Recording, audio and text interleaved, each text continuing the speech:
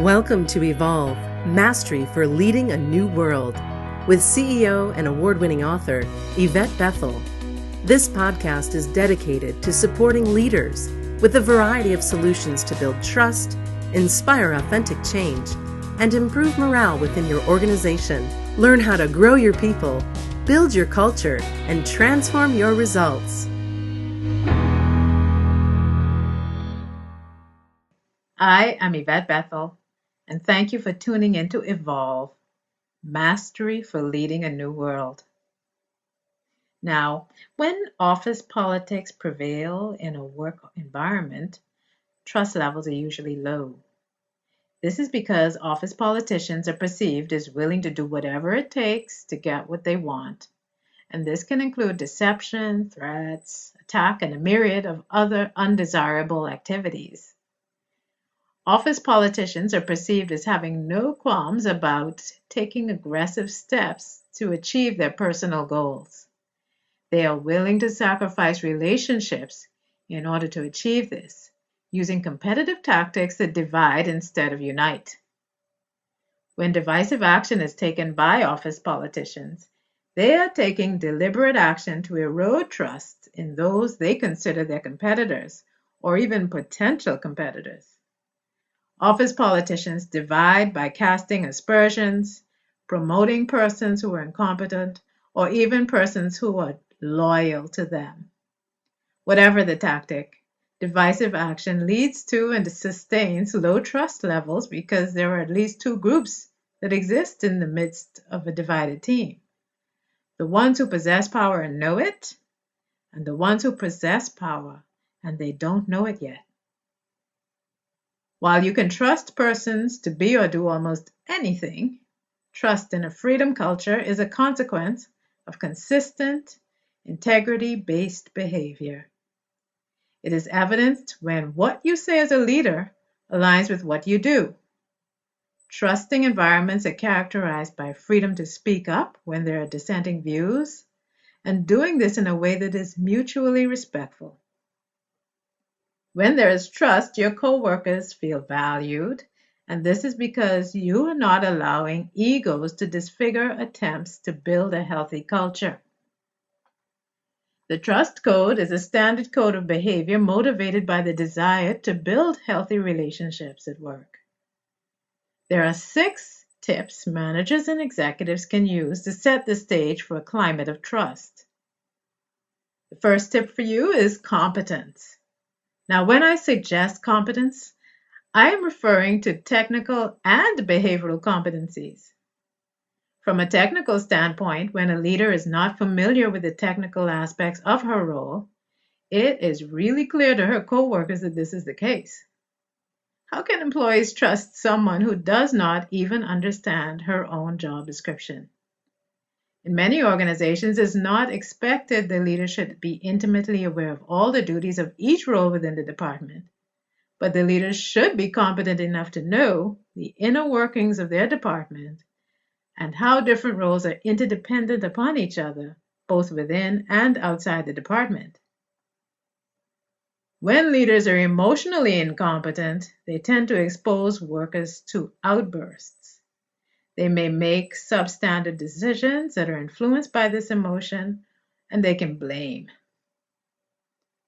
Some of them even accept credit for work done by others. The lack of emotional self-awareness leads to fear and even disgust within their teams. And fear and disgust are directly linked to the disintegration of trust. My second tip for you is consistency.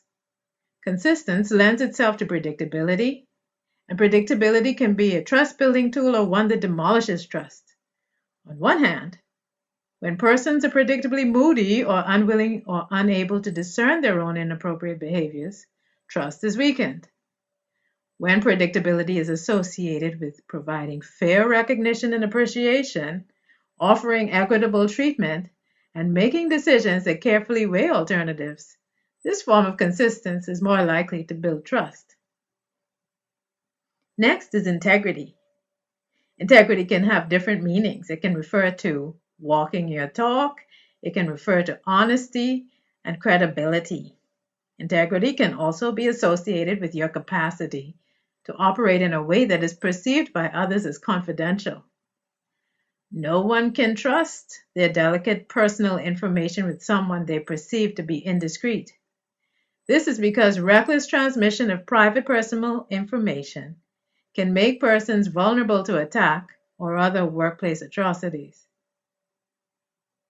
Empathy is my next suggestion for you, and empathy refers to your ability to connect with others. When trust building is your goal, your ability to connect is heart-centered and non-judgmental.